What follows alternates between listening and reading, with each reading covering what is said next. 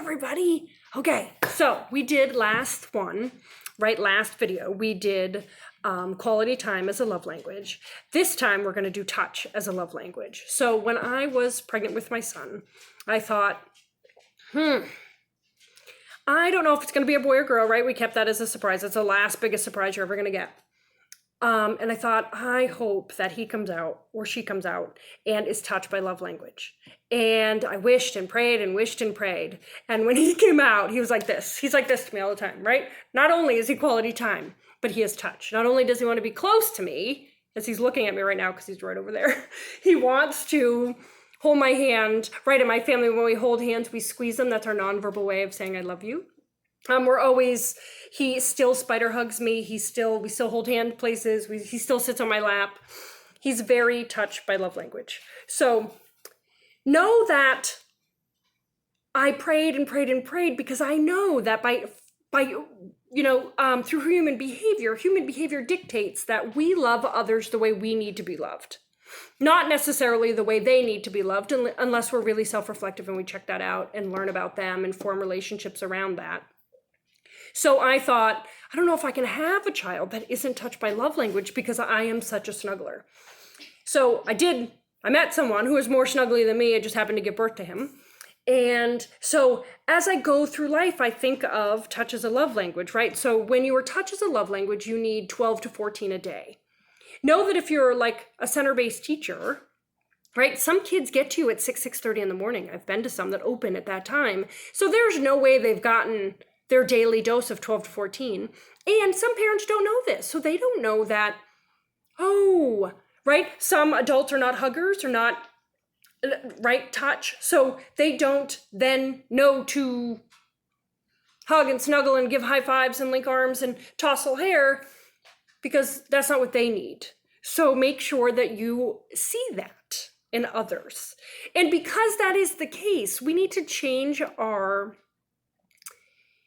rule in school, right? There's a lot of rules in school. Keep your hands to yourself, keep your hands to yourself. And then what happens? When a kid falls, or they need a hug, or they need a snuggle, or they need love in a way that, right, in a touch sort of way, we can't do that because we're supposed to be keeping our hands to ourselves. So it is ask before touching, right? That is the skill that meets the need. Remember that 98% of the time, a challenging behavior is a lack of skill or an unmet need. So we're teaching the skills to the children teach them to ask before touching, and then that meets the need. So we have to figure that out, right? And then we have to use our two best friends of time and patience so we can get down the continuum to get to appropriate behavior and, right, it not so challenging.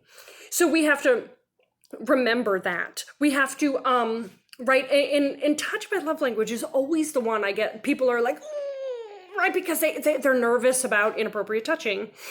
And I always go back to this story. When I was a nanny, I was 24 maybe? And there was a boy who had been gone for 4 days.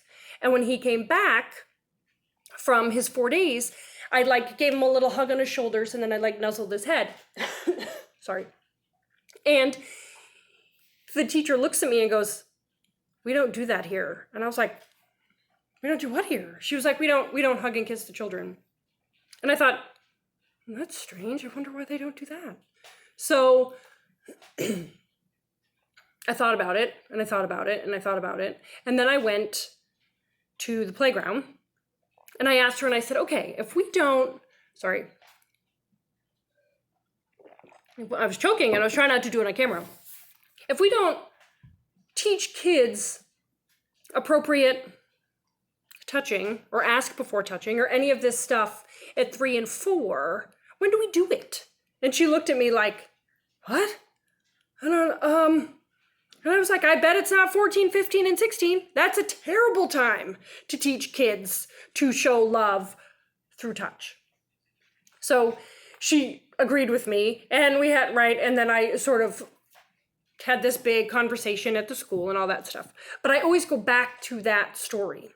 And touch is essential for human life, right? There's a book called Essential Touch by Frances Carlson, and I have it and I've read it right from front to back. Way to go, squirrels! Woo woo!